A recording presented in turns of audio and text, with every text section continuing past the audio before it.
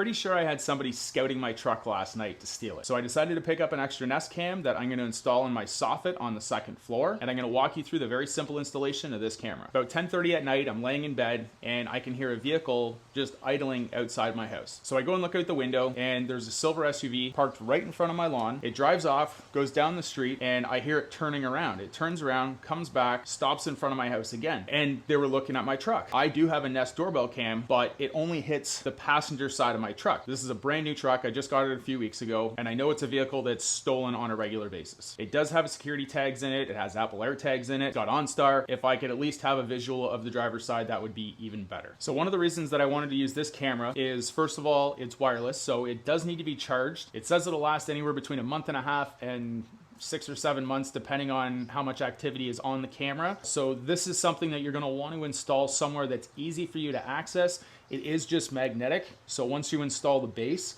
you literally just have to pull this off and then you plug it in and charge it. So inside the box, you're gonna get your charging cable and your cube. This is the mounting plate that's gonna go on the soffit for mine, but it could go on a wall or anywhere else you want. And then you have this secure loop that is gonna screw into your camera here, and then you would hook it around the base of the camera as well, so that for some reason, this is a very strong magnet, but if for some reason it fell off, that it wouldn't fall and hit the ground, it's gonna get caught by this. And then it also comes with your mounting screws and even drywall plugs if you want to install it into drywall. You wanna make sure that it's somewhere that you can access, but it's not somewhere that somebody else can easily just grab it off the wall. Where I'm looking to install it is actually right up in the soffit, right above my window there. And I'll literally be able to just open the window and I can reach that soffit from standing on the ground. I'm gonna pre-drill with a very small pilot hole because these are not self-tapping screws. So I just wanna be able to get them started nice and easy.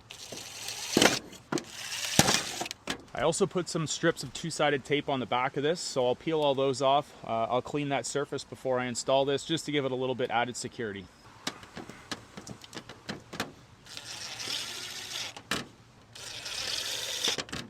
Now all that's left is to screw this base onto the plate, and then this just attaches by magnet.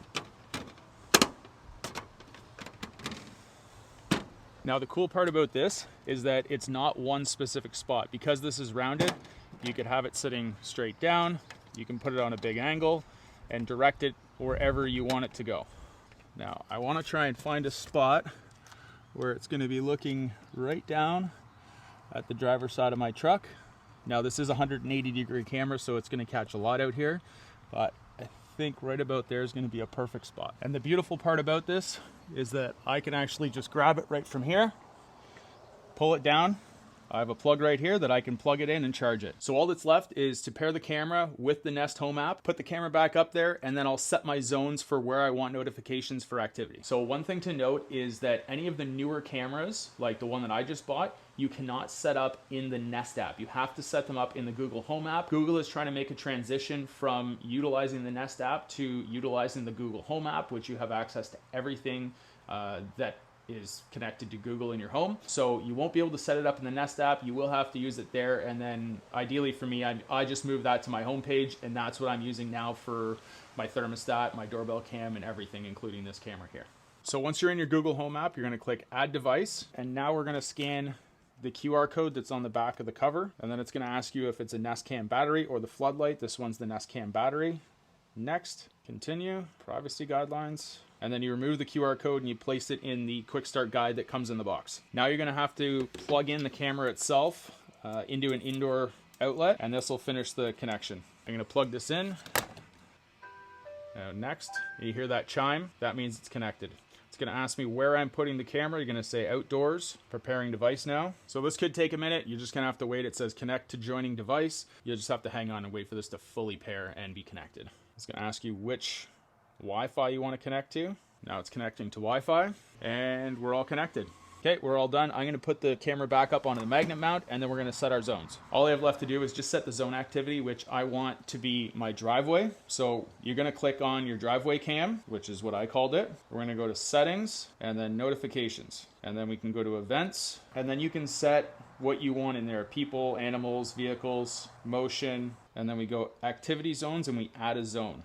So we're gonna go to add a zone, and this one's gonna be pink. So I am literally just gonna outline my driveway and then click the check mark, and that zone is set.